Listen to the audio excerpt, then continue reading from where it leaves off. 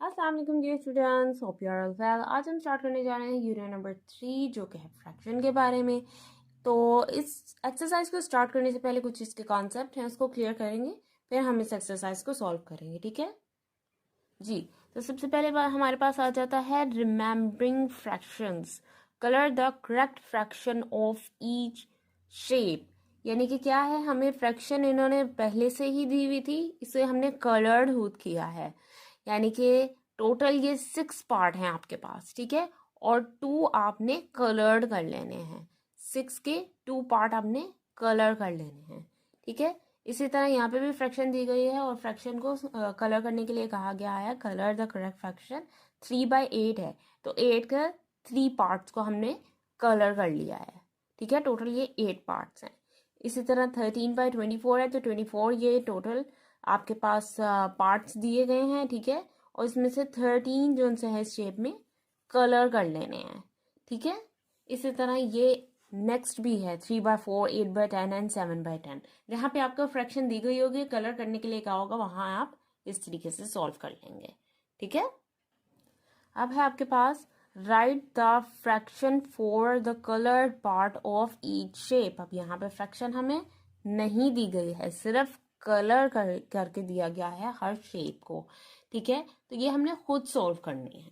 अब हम कैसे सॉल्व करेंगे इसको, सबसे पहले आप ये सारे काउंट कर लें कितने हैं। 1 2 3 4 5 6, ठीक है। तो टोटल पार्ट है इसके 6 और कलर पार्ट कितने हैं 2। तो फ्रैक्शन आएगी 2/6। तो आपके फ्रैक्शंस कुछ इस तरीके से आएगी 2/6। ये 5 पार्ट कलर है, टोटल पार्ट है 8, ठीक है। 5/8। इसी तरह इसमें भी टोटल पार्ट है 8 आपके पास, जिसमें से आपने 4 कलर कर दिए। यहाँ पे भी 5 है इस शेप में, हर एक में 1 2 3 4 5 आपने नीचे लिख दिया। और ये आपके 2 पार्ट्स कलर्ड हैं, तो ये कलर्ड होके यहाँ पर आ गए, ओके। अब है आपके पास write fractions to match the words. इन फ्रैक्शंस को वर्ड से मैच करना है, यानी कि हमने बताना है कि न्यूमरेटर कौन सा है और कहाँ आता है, और डिनोमिनेटर कौन सा है और कहाँ आता है, ठीक है। इसको सॉल्व करते हैं। तो ये है आपका न्यूमरेटर और डिनोमिनेटर। न्यूमरेटर हमेशा ऊपर वाली वैल्यू को कहते हैं, ठीक है, और डिनोमिनेटर हमेशा नीचे वाली वैल्यू को कहते हैं। नीचे वाली वैल्यू जो होती है वो आपकी हमेशा ऊपर वाली वैल्यू से बढ़ी जाती है, ठीक है। Denominator will always remain greater than numerator, ठीक है। 7 आपका डिनोमिनेटर में नीचे आ गया और न्यूमरेटर ऊपर आ गया। इसी तरह डिनोमिनेटर 10 लिखा था तो ये हमने नीचे प्लेस किया है, और न्यूमरेटर 3 है तो वो ऊपर आ गया है। डिनोमिनेटर 8 और 5, न्यूमरेटर 5, तो 5/8। दिस इज योर आंसर, ठीक है। अब हम सॉल्व करने जा रहे हैं ग्रेटर, स्मॉलर और इक्वल, ठीक है। सबसे पहले आपके पास ये 2 फ्रैक्शंस दी गई हैं और दरम्यान में आपको ये बॉक्स दिया गया है, ठीक है। क्या करना है कि सबसे पहले ये चेक करना है कि क्या दोनों के डिनोमिनेटर सेम हैं, ठीक है। सेम है, न्यूमरेटर सेम नहीं है, तो इसमें से ग्रेटर कौन सा होगा, 6/7, ठीक है। ये ग्रेटर है आपके पास, ठीक है। इसी तरह नीचे वाली फ्रैक्शन भी है, इसमें क्या है 5/8 एंड 5/8 अगेन। तो डिनोमिनेटर भी दोनों के सेम है और न्यूमरेटर भी दोनों के सेम है, तो क्या आएगा आपके पास, इक्वल, ठीक है। अब नेक्स्ट क्वेश्चन है हमारे पास ये बी, 5/8 एंड 3/6। अब इन दोनों के डिनोमिनेटर तो सेम नहीं है, तो क्या करेंगे, सबसे पहले इनके डिनोमिनेटर्स को सेम करेंगे। और कैसे सेम करेंगे ये मैं तरीका आपको बताती हूँ जी। तो क्या किया है मैंने, सबसे पहले 5/8 इस फ्रैक्शन को ऊपर लिखा है, ठीक है, और इसको नेक्स्ट वाली फ्रैक्शन के डिनोमिनेटर से मल्टीप्लाई कर लिया है दोनों को, इस फ्रैक्शन को, ठीक है। तो हमारे पास आया 30/48। अब इसी तरह ये 3/6 की फ्रैक्शन मैंने यहाँ लिखी है और उसको इस वाली फ्रैक्शन के डिनोमिनेटर से मल्टीप्लाई कर लिया है, ठीक है, तो हमारे पास आंसर आया 24/48, यानी कि दोनों के डिनोमिनेटर सेम हो गए हैं। अब इसमें से आप इजीली बता सकते हैं कि कौन सा ग्रेटर है और कौन सा स्मॉलर है। तो इसका मतलब है 5/8 is your greatest fraction. Okay जी, तो अब नेक्स्ट वाली क्वेश्चन में भी मैंने क्या किया है, 6/8 ये फ्रैक्शन है आपके पास, जिसको 7 इस फ्रैक्शन के डिनोमिनेटर से मल्टीप्लाई कर लेंगे। ऊपर वाली वैल्यू को भी नीचे वाली वैल्यू को, 7 का टेबल 6 तक पढ़ेंगे 42 आ जाएगा, फिर 7 का टेबल 88 तक 56 आ जाएगा। इसी तरह 6/7 को भी यहाँ पे लिख लिया और इसके डिनोमिनेटर से मैंने उसे मल्टीप्लाई कर दिया। 8 6 48 एंड 8 7 56। अब आप देख सकते हैं दोनों के डिनोमिनेटर सेम है, तो इसका मतलब है 48/56 is your greatest fraction. 6/7 exactly आपकी जो है 6/7 ग्रेटर है, क्योंकि उसका आंसर ये आया है। ठीक है, तो ये आपकी फ्रैक्शन बड़ी है। ठीक है,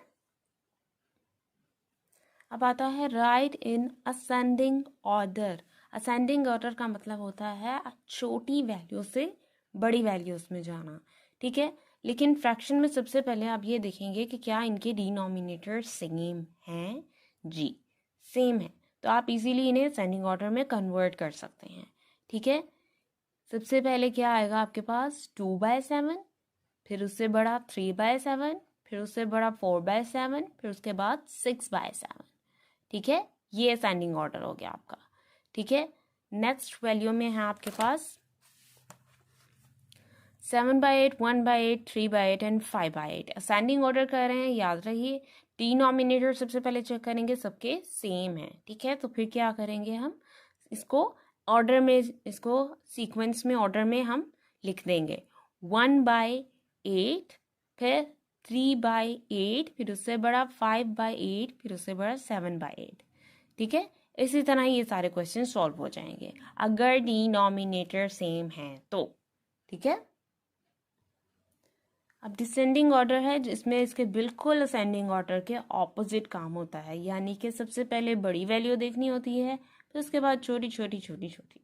ठीक है, अब इसमें भी आप देख सकते हैं सबके डिनोमिनेटर सेम है ना, 6 6 6। तो हम क्या करेंगे, सबसे पहले बड़ी वैल्यू लेंगे। कौन सी वैल्यू सबसे पहले आएगी आपके पास, 5/6, फिर उसके बाद छोटी वैल्यू 4/6, फिर उसके बाद उससे छोटी वैल्यू 3/6, उससे छोटी वैल्यू 2/6।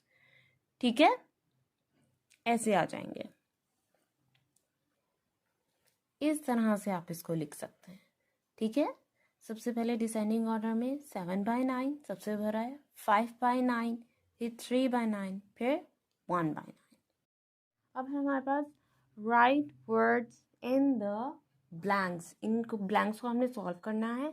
ठीक है, क्या लिखा है सबसे पहली ब्लैंक में, fraction with different denominators are called unlike fractions. उन फ्रैक्शंस के जिनके डिनोमिनेटर डिफरेंट होते हैं वो अनलाइक फ्रैक्शन होते हैं। ये देखें, ये एक एग्जांपल है आपके पास, 3/8 एंड 3/9, इन दोनों के डिनोमिनेटर डिफरेंट है, इट्स मीन ये एक अनलाइक फ्रैक्शन है। ठीक है, फिर है in like fractions the greater the numerator the greater the fraction number. अब ये क्या फ्रैक्शन है, लाइक फ्रैक्शंस में जो उनका डिनोमिनेटर होता है वो हमेशा हमारा न्यूमरेटर से ग्रेटर होता है। ठीक है, फिर है इन the pair of fractions 2/7 and 3/7। अब 2/7 और 3/7 हम देख सकते हैं एक लाइक फ्रैक्शन है, यानी कि इनके डिनोमिनेटर सेम है। ठीक है, तो इसमें से हमने बताना है कि कौन सा ग्रेटर है, तो 3/7 इज अ ग्रेटर देन 2/7। ठीक है, इजीली हमें पता चल रहा है ना कि न्यूमरेटर जो है हमारा ये बड़ा है और ये छोटा है। फिर नेक्स्ट है हमारे पास in the pair of fraction 3/8 and 9/8। 3/8 बड़ा है या 3/9, इसको बताने के लिए हम सॉल्व करते हैं इसको। यहाँ पे मैंने ऊपर सॉल्व भी किया हुआ है। ठीक है, 3/8 ये वाली फ्रैक्शन है आपके पास, जिसको मैंने इसके डिनोमिनेटर से मल्टीप्लाई कर लिया, तो हमारे पास आंसर आया 27/72। और 3/9 जो है ये आपके पास फ्रैक्शन है जिसको मैंने इसके डिनोमिनेटर से डिवाइड कर लिया है, मल्टीप्लाई कर लिया, जो भी आप कह लें। फिर उसके बाद आपके पास आंसर है 24/72। अब दोनों के डिनोमिनेटर एक जैसे हो गए, तो कौन सा बड़ा है? 27/72। It's mean 3/8 is your greater fraction then 3/9। Okay, अब हमारे पास नेक्स्ट पार्ट है right fraction in the box. ठीक है, अब आप देख सकते हैं इनके डिनोमिनेटर भी एक जैसे, तो ये इजीली प्लस हो सकता है, ये इजीली माइनस हो सकता है, और ये भी इजीली प्लस हो सकता है। और डिनोमिनेटर हमेशा आपके सेम ही रहेंगे, ये प्लस नहीं होंगे। ठीक है, सिर्फ आपके न्यूमरेटर प्लस होंगे, डिनोमिनेटर विल रिमेन सेम। ठीक है, लाइक फ्रैक्शंस में। ठीक है, अब है आपके पास सॉल्व द फॉलोइंग्स 1/8 और 48 टिकट्स। 48 टिकट्स के कितने पैसे हुए आपके पास, ये आपने बताना है। अब सिंपली क्या करेंगे, हमेशा हम इस वैल्यू को, ये एक होल नंबर आ जाता है, जैसे इस वैल्यू को हम ये न्यूमरेटर से हम हमेशा मल्टीप्लाई कर लेंगे, तो हमारे पास फ्रैक्शन कुछ बन जाएगी 48/8। ठीक है, यानी कि 48 डिवाइडेड बाय 8। ठीक है, इसको डिवाइड कर लेंगे, और डिवाइड करने के बाद हमारे पास क्या आंसर आ जाएगा? 6 टिकट्स। ठीक है, ये आपके पास आंसर आ जाएगा जी।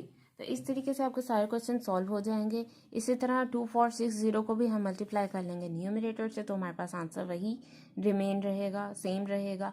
फिर 6 से हम इसको डिवाइड कर लेंगे, तो हमारे पास आंसर आ जाएगा 410 kilometre. 120 multiply by 1, 120 divided by 10, 12 kg will be your answer. 36 multiply by 1 and divided by 9, 36 divided by 9 is equal to 4 rupees। ठीक है जी। तो अब है हमारे पास यहाँ पे अनलाइक फ्रैक्शंस। मैंने अभी आपको बताया था, कॉन्सेप्ट क्लियर किया था कि जिसके डिनोमिनेटर सेम नहीं होते हैं वो अनलाइक फ्रैक्शंस होती हैं। यानी कि ये तीनों जो आपको नज़र आ रही हैं ये अनलाइक फ्रैक्शंस है, क्योंकि तीनों के डिनोमिनेटर सेम नहीं हैं। ठीक है, यहाँ पे कुछ क्वेश्चन एग्जाम्पल दी गई है, पिक द अनलाइक फ्रैक्शन से, इसमें से अपने अनलाइक फ्रैक्शन जो है उसको चूज़ करना है। ठीक है, तो ये आपके पास है एक लाइक फ्रैक्शन, और ये भी आपके पास एक लाइक फ्रैक्शन है, ये है अनलाइक फ्रैक्शन। ठीक है, 9/13 is a like fraction, 15/7 is a like fraction, and 2/5 is a like fraction. ये भी लाइक फ्रैक्शन है, डिनोमिनेटर बड़ा है, डिनोमिनेटर बड़ा है, इसमें भी, इसमें डिनोमिनेटर छोटा है, इसलिए ये है एक अनलाइक फ्रैक्शन। ठीक है, अब है आपके पास इक्विवेलेंट फ्रैक्शन। इक्विवेलेंट फ्रैक्शन जो होती है उसको कैसे सॉल्व करना होता है, आपको इस तरीके से कुछ क्वेश्चन दिया गया होता है। 1/3 इज इक्वल टू 2/6। क्या 1/3 इक्वल है 2/6 के? तो ये बताने के लिए हम ये जो आपके पास फ्रैक्शन दी गई है उसे किसी एक टेबल पे मल्टीप्लाई करते हैं। अगर हमारे पास आंसर ये आ जाता है तो वो इक्विवेलेंट फ्रैक्शन होती है। फॉर एग्जांपल यहाँ पे 2 के साथ मल्टीप्लाई किया गया है, 2 1 ज़ा 2 एंड 2 3 ज़ा 6। दोनों फ्रैक्शंस की दोनों वैल्यूज़ को एक ही टेबल पर मल्टीप्लाई करने के बाद अगर आपके पास आंसर ये आता है तो वो आपकी इक्विवेलेंट फ्रैक्शन है। फर्दर उन्होंने और भी इसको मल्टीप्लाई किया हुआ है, 2/6 को 2 के साथ अगेन, 2 2 ज़ा 4 एंड 2 6 ज़ा 12। ठीक है, इसको आप कहेंगे इक्विवेलेंट फ्रैक्शन। नीचे भी एक एग्जांपल दी गई है, इसको भी चेक कर लेते हैं। 18/20 है जिसे आप 2 से डिवाइड किया गया है। ठीक है, 2 से डिवाइड करने के बाद क्या आंसर आया है? 2 9 ज़ा 18 एंड 2 10 ज़ा 20। दोनों को 2 से डिवाइड किया है, 9/10 आंसर आ गया आपके पास। ठीक है, 24/42 है। ठीक है, उसे इन्होंने डिवाइड किया है 3 से, 3 8 ज़ा 24 एंड 3 का टेबल 14 तक पढ़ा है, तो आया है आपके पास 42। ठीक है, अच्छा, ये ज़रूरी नहीं है कि 3 का टेबल कोई भी टेबल यानी कि हो, सिर्फ आप 10 तक पढ़ेंगे तो आंसर आएगा, उससे ऊपर भी आप जा सकते हैं 10 से। ठीक है, आई होप आप लोगों को समझ आ गई होगी। इंशाल्लाह फिर मिलूंगे अपनी नेक्स्ट वीडियो में, तब तक के लिए अल्लाह हाफिज़।